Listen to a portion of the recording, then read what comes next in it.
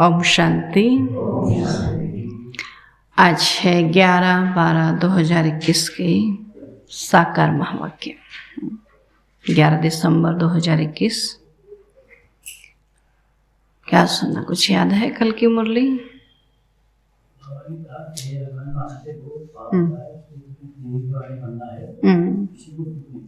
किसी को दुख नहीं देना है। और क्या कहा?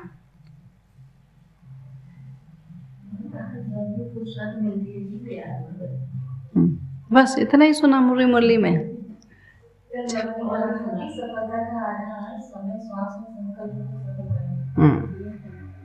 और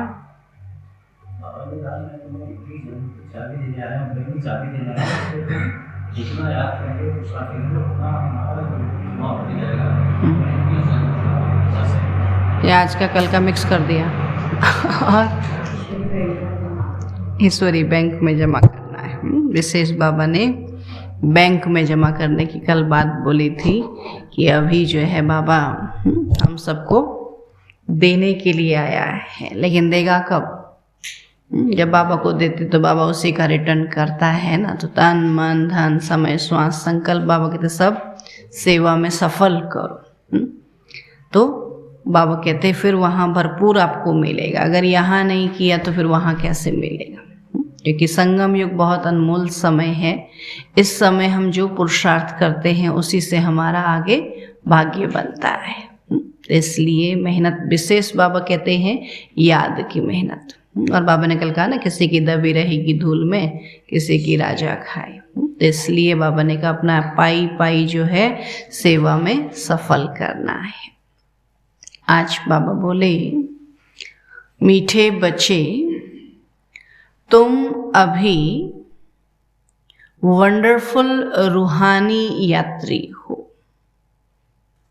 मीठे बच्चे तुम अभी वंडरफुल रूहानी यात्री हो। तुम्हें इस यात्रा से 21 जन्मों के लिए निरोगी बनना है। तुम्हें इस यात्रा से ना योग से 21 जन्मों के लिए निरोगी बनना है। प्रश्न है, सतयुग में कौन सी चीज काम नहीं आती है? सतयुग में कौन सी चीज काम नहीं आती है जो भक्ति मार्ग में बाप के काम आती है? सतयुग में कौन सी चीज काम नहीं आती है जो भक्ति मार्ग में बाप के काम आती है? उत्तर है दिव्य दृष्टि की चाबी। सतयुग में कोई भगवान को याद नहीं करता, कोई उनको देखने की कामना नहीं करता, तो वहां थोड़ी दिव्य दृष्टि की चाबी चाहिए, है ना। उत्तर है दिव्य दृष्टि की चाबी। सतयुग में इस चाबी की दरकार नहीं रहती। सतयुग में इस चाबी की दरकार नहीं रहती जब भक्ति मार्ग शुरू होता है। जब भक्ति मार्ग शुरू होता है तो भक्तों को खुश करने के लिए साक्षात्कार कराना पड़ता है। तो भक्तों को खुश करने के लिए साक्षात्कार कराना पड़ता है। उस समय यह चाबी बाप के काम आती है। उस समय यह चाबी बाप के काम आती है। इसलिए बाप को दिव्य दृष्टि दाता कहा जाता है। इसलिए बाप को दिव्य दृष्टि दाता कहा जाता है। बाप तुम बच्चों को विश्व की बादशाही देते हैं। बाप तुम बच्चों को विश्व की बादशाही देते हैं, दिव्य दृष्टि की चाबी नहीं। दिव्य दृष्टि की चाबी नहीं। गीत है, मरना तेरी गली में, जीना तेरी गली में। ओम शांति। मीठे मीठे रूहानी बच्चों ने गीत सुना। रूहानी बच्चों को अंग्रेजी में कहा जाता है स्पिरिचुअल चिल्ड्रन। तो स्पिरिचुअल फादर और स्पिरिचुअल चिल्ड्रन। अब यह तो रूहानी बच्चे जानते हैं कि हम आत्माओं को वहाँ शरीर तो है ही नहीं। कहाँ? उस स्पिरिचुअल दुनिया में, परम धाम में ना। बाबा कहते वहाँ शरीर तो है ही नहीं, इसलिए वहाँ कोई रूह रिहान हो नहीं सकती। भले सब साथ में बैठे हैं लेकिन कोई रूह रिहान नहीं। जैसे यहाँ भी योग में बैठते हैं तो कोई बातचीत नहीं करते ना, तो वहाँ भी जैसे सब क्या है, शांति में।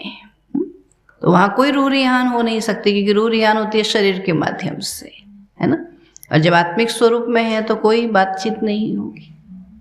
तो रूह से रूह रिहान अर्थात वार्तालाप तब हो जब दोनों को शरीर हो। वहाँ न आत्मा को शरीर है और न परमात्मा को शरीर है। तो आत्माओं को यहाँ तो अपना अपना शरीर है, बाकी जो नॉलेजफुल रूहानी बाप है उनको अपना शरीर नहीं है। उनको न वहाँ अपना शरीर है न यहाँ अपना शरीर है। वह है ही निराकार। तो बच्चे समझते हैं कि शांति धाम में हम आत्माएं अशरीरी रहती हैं, है ना। जब शांति धाम परम धाम में रहते तो वहाँ शरीर नहीं, अशरीर रहते हैं ना। इसलिए जब योग में बैठते हैं तो क्या होता है, फिर बातचीत बंद हो जाती है ना। बाबा को देखते रहते हैं, बाबा से शक्ति लेते रहते हैं। लेकिन जब सूक्ष्म तन्वर यहाँ बैठे होते हैं तो फिर क्या करते हैं, यहाँ की बातें करते हैं, वहाँ की बातें करते हैं। तब बाबा कहते कि जब वहाँ थे तो अशरीरी रहते हैं, जैसे बाप भी अशरीरी व विचित्र है, ऐसे तुम आत्माएं भी बिना शरीर के वहाँ रहती हो। तो यह समझने की बात है। कहते भी हैं नंगे आए हैं, नंगा जाना है, यानी यह शरीर रूपी वस्त्र वहाँ नहीं जाएगा। न अंगा, बिना अंग का। तो आत्मा जब शांति धाम में रहती है तो अशरीरी है, शांति में रहती है। अब रूहानी बाप यह नॉलेज देते हैं तो सारी दुनिया में रूहानी बाप और कोई है ही नहीं। जो भी शरीरों के बाप हैं, बाबा कहते रूहानी तो कोई और है ही नहीं। और सभी हैं जिस्मानी बाप। तो रूहानी बाप खुद कहते हैं कि मैं अशरीरी हूँ। तो बात करने समय शरीर का आधार लेना पड़ता है ना, ब्रह्मातन लेना पड़ता है। भल शास्त्रों में अक्षर हैं कि प्रकृति का आधार लेना पड़ता है, परंतु बाप समझाते हैं प्रकृति का तो शरीर बना हुआ है ना। वो सोचते प्रकृति का माना इस दुनिया में आएंगे तो बोलेंगे, कैसे बोलेंगे, वो आकाशवाणी कह देते हैं। लेकिन इस शरीर को भी बाबा कहते प्रकृति कहते, 5 तत्वों से बना हुआ है। तो शरीर प्रकृति का बना हुआ है, तो मैं साधारण शरीर का आधार लेता हूँ, सजे सजाए शरीर का नहीं। फिर तो सभी पहचान लें बाबा को, है ना। तो साधारण शरीर का आधार लेता हूँ। तो रूहानी बाप को रूहानी सर्जन कहा जाता है, क्योंकि याद व योग सिखलाते हैं। आजकल सब सर्जन क्या कहने लगे, बोला हम दवाई देंगे, आप जाके क्या करो, योग सीखो, कहते हैं ना। जिसके पास भी बोला किसने भेजा, बोला फलाने डॉक्टर ने भेजा। बोला अभी मेडिटेशन जो है वो बहुत अच्छी दवाई है, क्योंकि क्या है, डिप्रेशन है। बोला डिप्रेशन, इसमें दवाई नहीं खानी होती, आपको क्या करना है, ध्यान करना है, योग करना है। तब बाबा कहते हैं कि सबसे बड़ा सर्जन शिव बाबा, क्योंकि याद व योग सिखलाते हैं जिससे हमारी आत्मा एवर निरोगी बन जाती है और 21 जन्म कभी रोगी नहीं बनते। और फिर जब माया का राज्य होता है तो हम रोगी बन जाते हैं। तो बाबा आकर हमको 21 जन्मों के लिए निरोगी बनाते हैं। बाप को यात्रा सिखलाने वाला पंडा भी कहा जाता है। तो हम वंडरफुल रूहानी यात्री, इस रूहानी यात्रा को और कोई मनुष्य मात्र दुनिया में नहीं जानते। तो भारत खास और दुनिया आम, हमेशा ऐसे कहा जाता है ना, खास बाबा भारत के लिए आया है। तो भारत खास और दुनिया आम, तो खास हमको यह रूहानी यात्रा सिखलाई जाती है। कौन सिखलाते हैं? शिव बाबा, स्पिरिचुअल फादर। जिस्मानी यात्राएं तो मनुष्य जन्म जन्मांतर करते आए, कोई कोई तो 1-2 जन्म में 4 यात्राएं भी करते। एक ही बार यात्रा नहीं करेंगे, बोला खाली है क्या करें, चलो यात्रा में, है ना, 1 महीना करके आएंगे, फिर दोबारा जाएंगे, फिर दोबारा जाएंगे, खाली बैठे। कहेंगे पैसा है तो क्या करें, यात्रा करते रहे। तो 1-2 जन्म बाबा कहते 2-4 यात्राएं भी करते हैं। वह कहेंगे जीव आत्माओं की यह यात्रा है और यह है आत्माओं की यात्रा। शरीर सहित करेंगे तो जीव आत्मा सहित यात्रा है। तो ये बड़ी समझने की बातें हैं। चलते फिरते बुद्धि में बाबा को याद रखना है तो अंतमति सो गति हो जाएगी। तो बाबा की याद में हम बाबा के पास चले जाएंगे। तो अभी तुम रूहानी बच्चों को रूहानी बाप यह यात्रा सिखलाते है ना। वहाँ तो कई हैं यात्रा कराने वाले, लेकिन ये यात्रा सिखलाने वाला बाबा है ना, शिव बाबा। तो गीता में मन मना भव अक्षर है, परंतु उनका अर्थ भी कोई समझते ही नहीं। बाबा कहते हैं मुझे याद करो तो तुम्हारे पाप भस्म होंगे। फिर क्या होगा? पाप भस्म हो जाएंगे, फिर क्या होगा? सतयुग में जाएंगे। बाबा के तुम बच्चे जानते हो हम याद से तमो प्रधान से सतो प्रधान बन जाएंगे। तो इस समय सब तमो प्रधान हैं, सारा झाड़ जड़ीभूत हो गया है। तो अभी आत्मा सतो प्रधान कैसे बने, वापस घर में कैसे जाए, क्योंकि वहां तो पवित्र आत्मा ही रहती है। यहाँ तो सब पतित हैं, अभी तो पवित्र बनेंगे तभी पवित्र दुनिया में जाएंगे। तो फिर यहाँ शरीर धारण करते रजो तमो में आती हैं, तो हर चीज की स्टेज होती है। तो गाते भी हैं दुनिया बदल रही है। इनको कहेंगे पुरानी दुनिया आयरन एज्ड और नई दुनिया को कहा जाता है गोल्डन एज्ड सतयुग। तो अब बच्चों की बुद्धि में यह होना चाहिए कि जब सतयुग था तो आदि सनातन देवी देवता धर्म था, अभी वह धर्म नहीं है। डिटेज्म, इस्लामिज्म, बुद्धिज्म, क्रिश्चियनिज्म ये मुख्य है।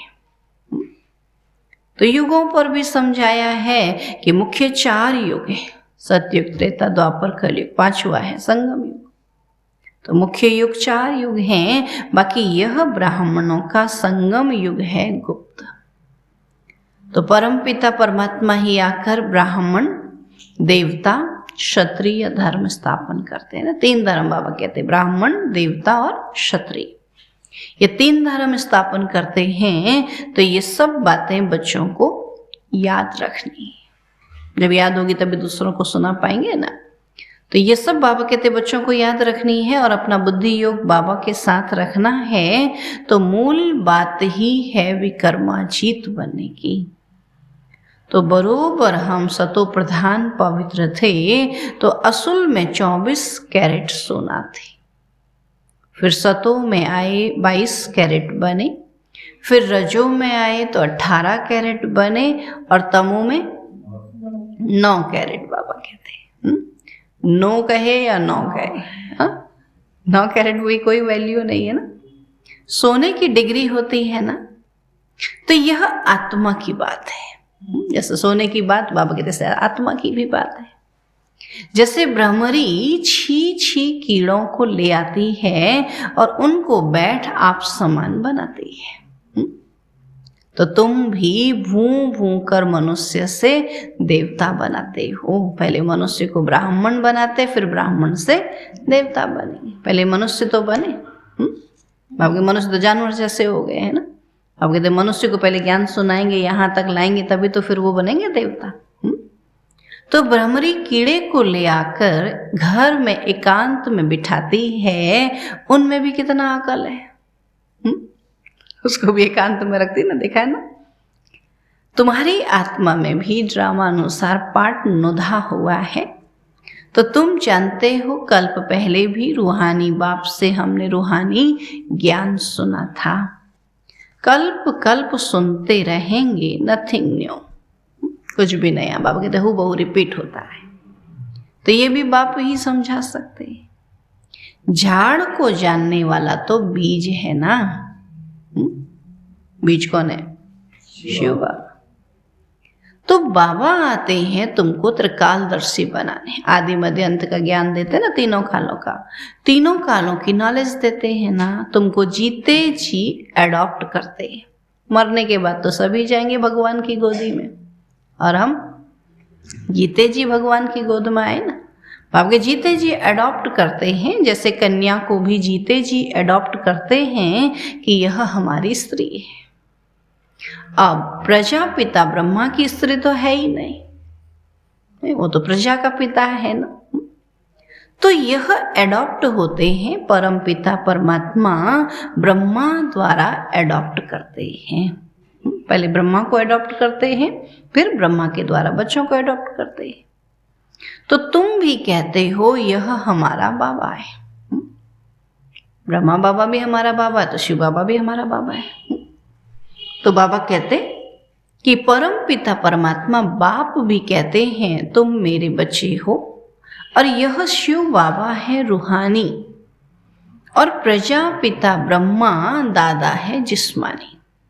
जब हम ब्रह्मा कुमार कुमारी कहते तो ब्रह्मा के बच्चे, जब मैं आत्मा हूं कहते तो शिव बाबा के बच्चे, तो दोनों हमारे बाप हैं। तो बाबा कहते हैं रूहानी बाप जब तक शरीर में न आए तो नॉलेज कैसे सुनाए। तो परम पिता परमात्मा को ही नॉलेजफुल कहा जाता है। तो कोई भी प्रकार की नॉलेज हमेशा आत्मा में ही रहती है, चाहे डॉक्टरी की, चाहे इंजीनियरिंग की, किसी भी तरह की नॉलेज। बाबा कहते हैं नॉलेज तो आत्मा में ही है। जिस्मानी नॉलेज भी आत्मा ही पढ़ती है ना, परंतु तमो प्रधान होने के कारण आत्म अभिमान कोई को रहता ही नहीं। तमो प्रधान है, समझते शरीर को नॉलेज है, लेकिन नॉलेज तो आत्मा में है ना। इसलिए कहते हैं जब मर गए कईयों का ब्रेन चेक किया कि देखो इसमें कहाँ से नॉलेज है ना। आइंस्टाइन के लिए कहते हैं ना, उनके ब्रेन को चेक किया तो बाबा कहते हैं नॉलेज तो किस में थी? आत्मा में। आत्मा तो ले गई नॉलेज अपनी। तो लेकिन आत्म अभिमानी न होने के कारण बाबा कहते हैं तमो प्रधान नहीं तो आत्म अभिमानी नहीं होते। आत्म अभिमानी तुम अभी बनते हो, तो सतयुग में यह बातें नहीं समझाई जाएंगी, है ना, वहां जरूरत ही नहीं। इस समय बाबा कहते हैं तुम अपने को आत्मा समझ बाबा को याद करो, क्योंकि पापों का बोझा इस समय सिर पर है, वह उतारना है। कई लोग बोलते फिर क्या करेंगे, सारा दिन हम योग में ही बैठे रहें क्या, फिर काम धंधा कौन करेगा, है ना। बाबा कहते हैं आप बैठे रहो, बाबा आपको समय पर बुलाएगा। कामो जिन्न की कहानी है ना, क्या कहते थे कि जिन्न को कहा सीढ़ी चढ़ और उतर, और जैसे बीच में काम आया उसको काम बताया, फिर बोला चढ़ उतर। तो बाबा भी कहता आप चढ़ते उतरते रहो, जैसे बीच में काम आएगा बाबा वैसी बुद्धि देगा, आपको कार्य कराएगा।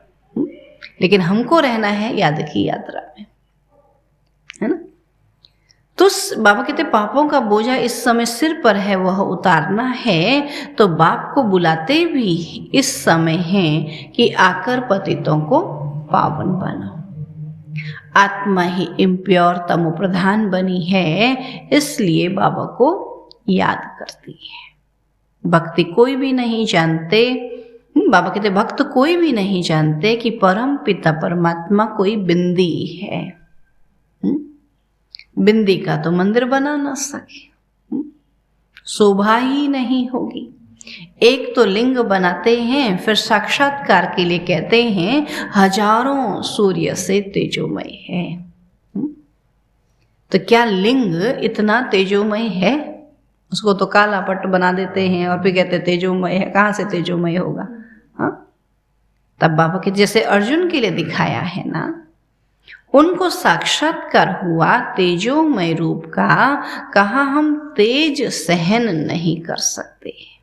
तो यह अक्सर सुना हुआ है ना। तो यहाँ भी शुरू में बहुतों को साक्षात्कार हुआ था। अभी भी कहते हैं ना, हम लाइट को सहन नहीं कर सकते ना, ट्रांसलाइट के आगे बैठते तो आंखें बंद कर, बोले क्या हुआ? बोला हम देख नहीं सकते बहुत देर। जब लाइट ही नहीं सहन कर सकते तो बाबा की लाइट कैसे सहन करेंगे? हाँ, बाबा को तो उसके लिए क्या बनना पड़ेगा? लाइट बनना पड़ेगा ना। तो यहाँ भी शुरू में बहुतों को साक्षात्कार हुआ था, कहते थे बंद करो हम सहन नहीं कर सकते। आंखें लाल हो जाती थी तो वह समझते हैं हमने परमात्मा का साक्षात्कार किया। तो किसने कराया? कृष्ण ने तो नहीं कराया, शिव बाबा ने ही साक्षात्कार कराया। उनको दिव्य दृष्टि दाता कहा जाता है। तो बाबा कहते हैं चाबी मैं तुम बच्चों को नहीं दे सकता। तो बच्चे तो मेहनत करें ही नहीं, क्या करें फिर? बाबा की जगह खुद बाबा बन जाएं। हाँ, कि चलो मैं तुमको बाबा का साक्षात्कार का, फिर ऐसे चाबी घुमा के सबको बाबा को दिखा। ज्ञान कौन सुनाते रहता? एक हफ्ते का कोर्स कौन कराए? कौन माथा कुटी करेगा? क्या करेंगे? सब दिखाते रहेंगे ना। अभी भी थोड़ा साक्षात्कार हो जाए किसी को, हाँ, दिन भर उसी का वर्णन करते रहते हैं, जिसको बिठा करके वही सब सुनाते रहते। तो बाबा ने कहा बाबा तो फिर साक्षात्कार कराता ही नहीं, फिर कहाँ से दिखा रहे? फिर तो अपने मन की कहानी है। तब बाबा कहते हैं कि चाबी मैं तुम बच्चों को नहीं दे सकता हूँ, ये चीज मुझे ही भक्ति मार्ग में काम आती है, तो सतयुग में इसकी दरकार नहीं रहती। तुम पुजारी से पूज्य बन जाते हो तो बाबा कहते हैं मैं तुमको विश्व का राज्य भाग्य देकर अपने परम धाम में जाकर बैठ जाता हूँ। मैं पूज्य पुजारी नहीं बनता। तुम बच्चे अभी सेंसिबल बने हो, चलन से भी समझा जाता है कि यह कितना मीठा है। इनको धारणा बहुत अच्छी होती है। कितने टॉपिक्स बनाते हैं, समझाने के लिए अलग अलग टॉपिक बनाते हैं। बाबा जो टॉपिक सुनाते हैं वो नोट रखने चाहिए। नहीं, ये तो यहीं भूल जाते हैं। कल पूछेंगे क्या सुना? बोला पता नहीं। क्या होता है? थोड़ा नींद में, थोड़ा खाने में, थोड़ा पीने में, थोड़ा शादी में, ब्याह में, सब भूल जाते हैं। और बाबा क्या कह रहा है आज? नोट करने चाहिए, है ना। ये टॉपिक नोट करने हैं, मुझे सुनाना है। कल का टॉपिक जो था वो भूल गए, क्योंकि करते नहीं है तो भूल जाते हैं। तो जो टॉपिक सुनाते हैं वो नोट रखना चाहिए। आज यात्रा पर समझाएंगे। सुना आज का टॉपिक? दो प्रकार की यात्रा है, एक जिस्मानी, दूसरा रूहानी। मंजिल पर पहुंचना, आशा मंजिल पर पहुंचना। यात्रा दो प्रकार की होती है, तो यह है नंबर 1 टॉपिक।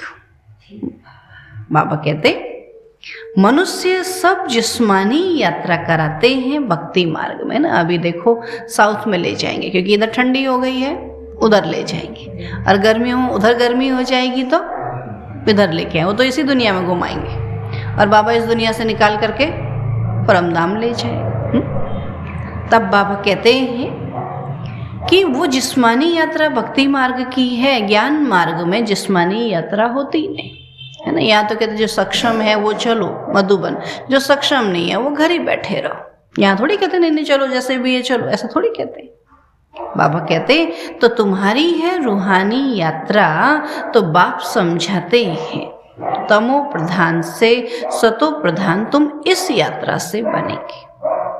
आत्मा पवित्र बनने के बिना घर जा नहीं सकती है। सब आत्माएं यहाँ ही आती रहती हैं, जाते कोई भी नहीं। गवर्नमेंट को भी तुम समझा सकते हो कि सतयुग में जब देवी देवताओं का राज्य था तो एक बच्चा और एक बच्ची होते थे। सो भी योग बल से और अभी ख्याल करो सतयुग में कितने थोड़े मनुष्य होंगे और संपूर्ण निर्विकारी लक्ष्मी नारायण की गद्दी चली है, तो जरूर बच्चा भी होगा। गद्दियां चली, 8 गद्दियां चली तो बाबा कहते बच्चा भी होगा। तो हम जब योग बल से विश्व के मालिक बनते हैं तो क्या योग बल से बच्चा नहीं पैदा कर सकते हैं? इस समय देखो राजा ही है नहीं और बाबा कहते योग बल से आप राजा ही लेते हो, राजा बन जाते हो, तो क्या वहां बाबा कहते बच्चा नहीं पैदा हो सकता? तो यह ड्रामा में नूद है, पवित्र होने के कारण साक्षात्कार होता है कि बच्चा होने वाला है। वह खुशी रहती है, विकार की कोई बात नहीं। तुमसे पूछते हैं बच्चे कैसे पैदा होंगे, बोलो पपीते का झाड़ मेल फीमेल 1-2 के बाजू में होने से फल देता है। अगर दोनों 1-2 के बाजू में नहीं होंगे तो फल नहीं होगा। तो वंडर है ना? तो वहां क्यों नहीं योग बल से बच्चा हो सकता है? मोर और डैल का भी मिसाल है।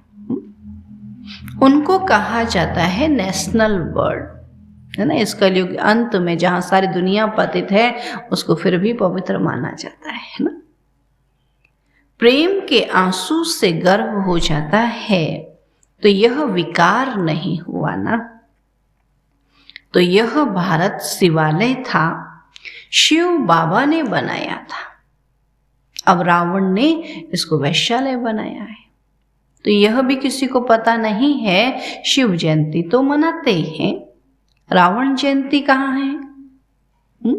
शिव जयंती और रावण मरंती मनाते हैं। देखो कितना वंडर है। रावण का तो किसी को भी पता ही नहीं है, उनको बनाकर फिर दशहरे के दिन मार डालते हैं। बनाए कोई कभी भी, लेकिन मारेंगे सब दशहरे के दिन। तो तुम बच्चे जानते हो रावण 5 विकारों को इन पटाखों आदि से नहीं जलाना है ना। वो तो पटाखे लगाते हैं और सोचते हैं हमने रावण जला दिया। तो यहाँ तो क्या करना है, याद से बाबा कहते खत्म करना है। योग बल से उन पर विजय पानी है जो योग बाबा ही आकर सिखलाते हैं। कहते हैं योगी भव होली भव, पवित्र होंगे तो योग लगेगा। तो गीता में फिर अक्षर है मन मना भव, मुझे याद करो। इस यात्रा से ही तुम शांति धाम में चले जाएंगे और फिर अमर लोक में आ जाएंगे। मनुष्य यात्रा पर जाते हैं तो पवित्र रहते हैं। काशी में जाने वाले पवित्र रहते हैं, परंतु काशी में रहने वाले कोई पवित्र नहीं रहते। सोचेंगे काशी पवित्र नगरी है, वहां जाएं पवित्र रहें, लेकिन वहां रहने वाले थोड़े पवित्र हैं। फिर कहते अरे हम तो गए थे बड़े धार्मिक धर्म भाव से और वहां जाके तो ऐसा निकला। बाबा कहते वहां रहने वाले कोई पवित्र नहीं रहते। तो यहाँ रावण राज्य में है पतितों का व्यवहार पतितों से, और वहां है ही पावन का व्यवहार पावन से। फिर भी नीचे तो उतरना ही है। तो बाबा ने समझाया है आधा कल्प है दिन, सतयुग और त्रेता है दिन, और आधा कल्प है रात। तो ये भी ब्राह्मणों की बात है, ब्राह्मण ही फिर देवता बनते हैं। तो नई दुनिया में लक्ष्मी नारायण कहाँ से आए? एकदम से कहाँ से आए? पुरुषार्थ करके ही बने ना। इस समय पुरुषार्थ करे वही लक्ष्मी नारायण बनेंगे। कोई लड़ाई तो की नहीं, तो महाभारी लड़ाई दिखाते हैं, फिर उनकी रिजल्ट तो कुछ भी दिखाते नहीं।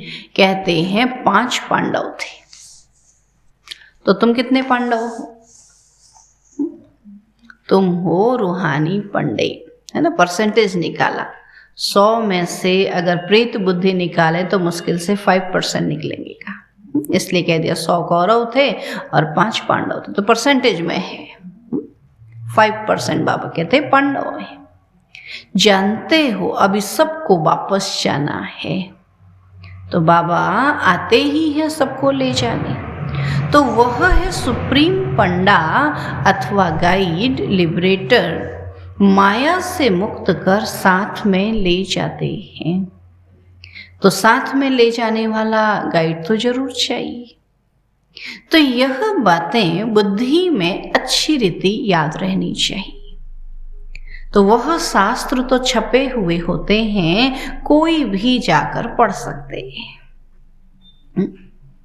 और यह ज्ञान तो बाप ही देते हैं। सोचो, ये मुरली भी अभी सबके पास है, लेकिन फिर समझ में आती है सबको? कितना पढ़ते हैं तो भी अर्थ का अनर्थ कर देते हैं। चलो साकार मुरली तो फिर भी समझ में आ जाते, अव्यक्त बोला कभी समझ ही नहीं आती है ना, किसी के ऊपर से चली गई, ऐसा बोलते हैं ना। और कई बार सुबह पढ़ते हैं, दिन में पढ़ते हैं, शाम को पढ़ते हैं, तब रात को जाके समझ में आती, बोला अच्छा आज बाबा ये कहना चाहता था। हाँ, बड़ी मुश्किल समझ में आती है ना।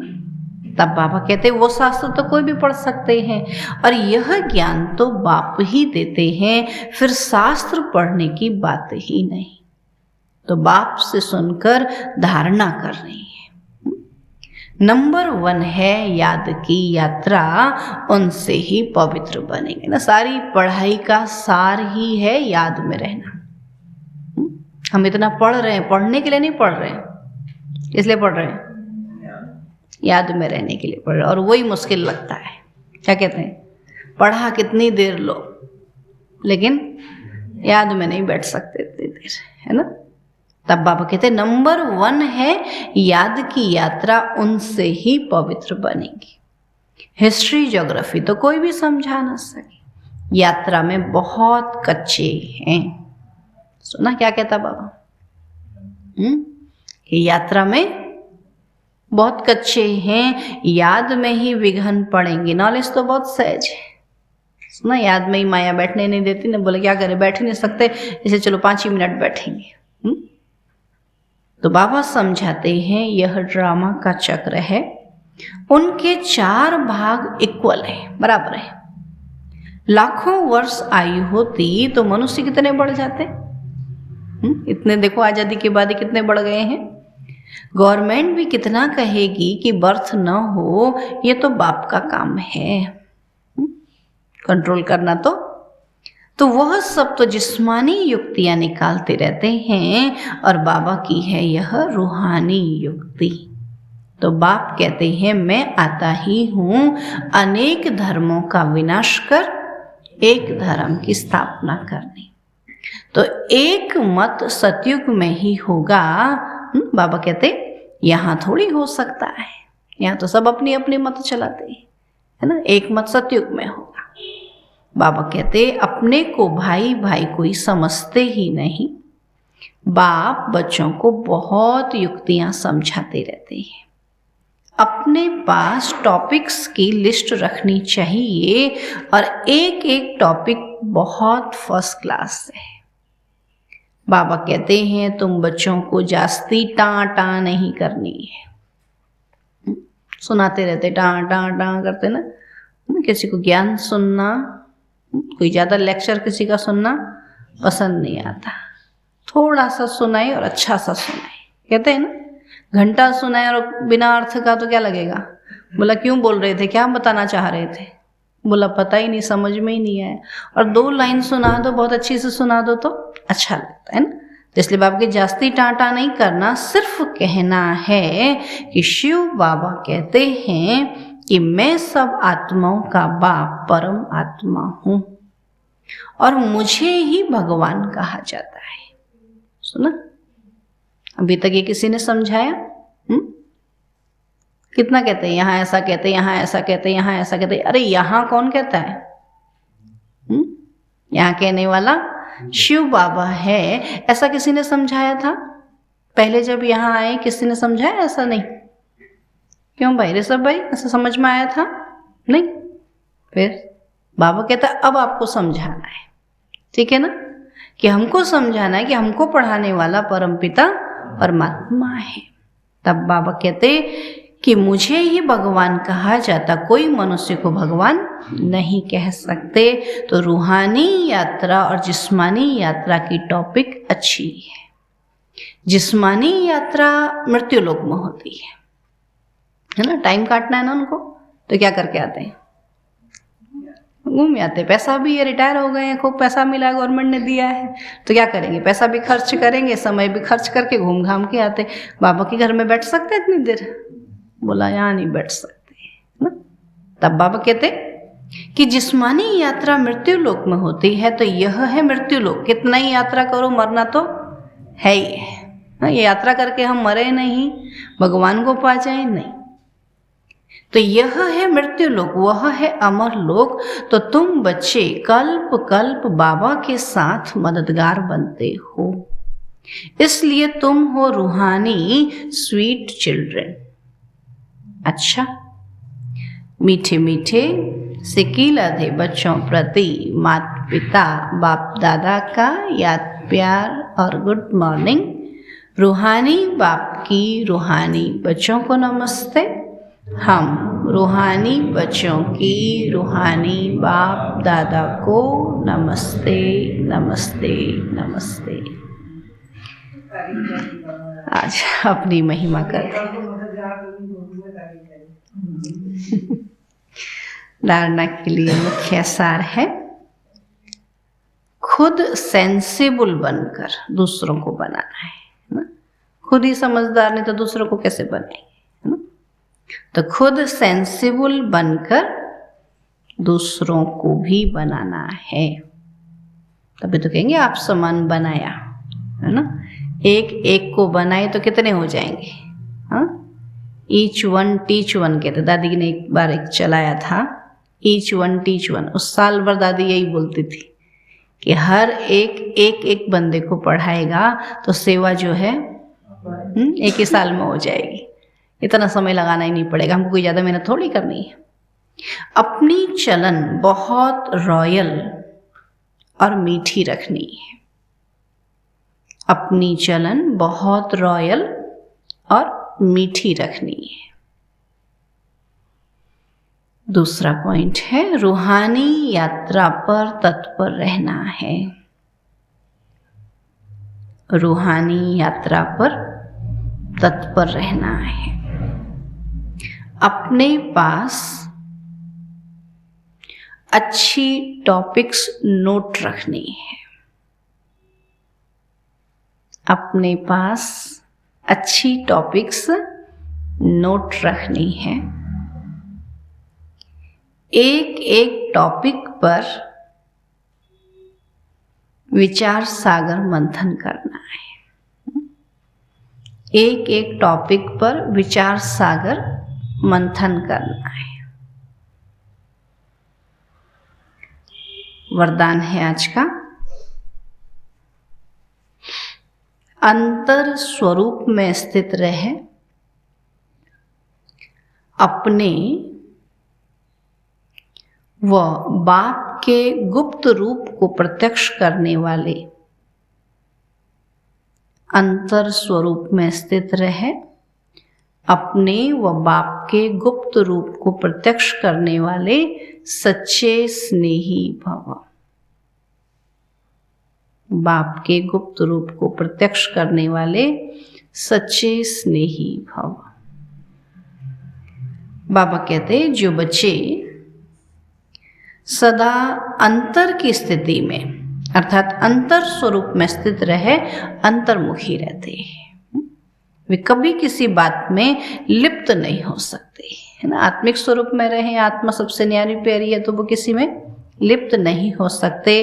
पुरानी दुनिया, संबंध, संपत्ति, पदार्थ जो अल्पकाल और दिखावा मात्र है, उनसे धोखा नहीं खा सकते। अंतर स्वरूप की स्थिति में स्थित रहने से स्वयं का शक्ति स्वरूप जो गुप्त है वह प्रत्यक्ष हो जाता है, और इसी स्वरूप से बाप की प्रत्यक्षता होती है। तो ऐसा श्रेष्ठ कर्तव्य करने वाले ही सच्चे स्नेही है। बाबा के जो अंतर्मुखी रहते हैं, आत्मिक स्वरूप में रहते हैं, तो वही बाबा कहते सच्ची सेवा करते हैं। बाकी ये पदार्थ वस्तु तो ये सब बाहर की चीज़ें, विनाशी चीज़ें हैं, विनाश हो जाएंगी।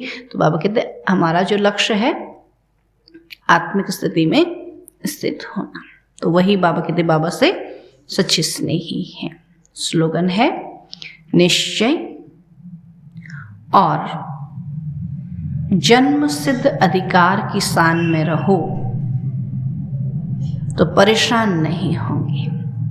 निश्चय और जन्म सिद्ध अधिकार की शान में रहो तो परेशान नहीं। हमारा जन्म सिद्ध अधिकार, बाबा कहते विजय हमारा जन्म सिद्ध, इन 5 विकारों पर हमने ही विजय प्राप्त करनी, हम नहीं पाएंगे तो और कौन पाएगा। तो ये निश्चय और नशा हो, निश्चय और जन्म सिद्ध अधिकार की शान में रहो तो परेशान नहीं होंगे। कहते हैं ना क्या करें कैसे